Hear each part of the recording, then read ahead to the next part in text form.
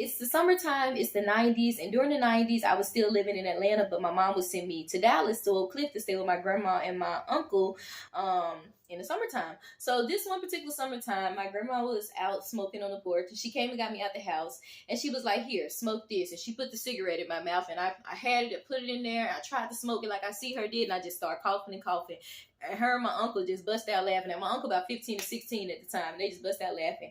I told my mom years later, and she's like, she did the same thing to me. So my grandma's philosophy, since she grew up in a conservative, saved household, was, I don't want you to wonder what this is like, I want you to know that you can do it with me. If it's smoking, if it's drugs, if it's drinking, you can do it with me. Here's my problem with these type of people. Let a kid be a kid. A 5-year-old don't need to be smoking. They don't need to be drinking. Now, if it's just talking to you about sex or talking to you about different things, that's one thing. But to actually open your house and make it a den of sin is crazy. 5 years old, smoking a cigarette, and then you could tell me, okay, if you want to drink, you can drink. You want to do drugs? Come on now. That's a no, no, no. Raise your kids up in the ways of the Lord, and when they get older, they will not depart.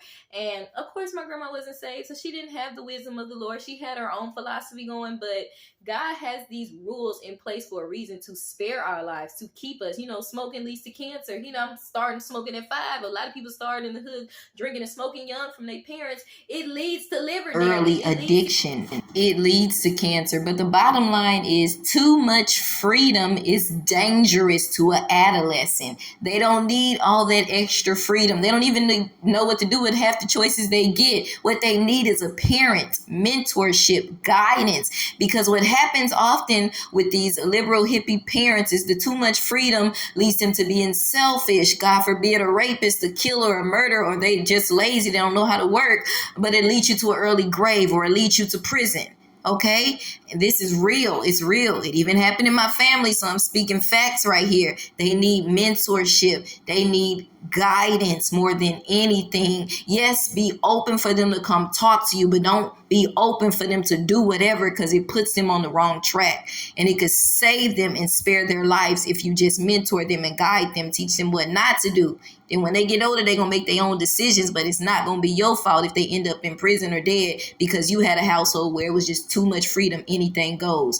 That can work backwards and reverse and actually hurt them when you're trying to help them. Just be a good parent. Just mentor and guide. Period. Love my grandma, but she was wrong on that. It's better to just raise your kids up in the ways of the Lord, and just basic wisdom and guidance. Everything shouldn't be going in your house. There should be rules and guidelines to keep them from going to jail, prison, getting AIDS, getting sexual diseases. It should be there to keep them from harming themselves and others.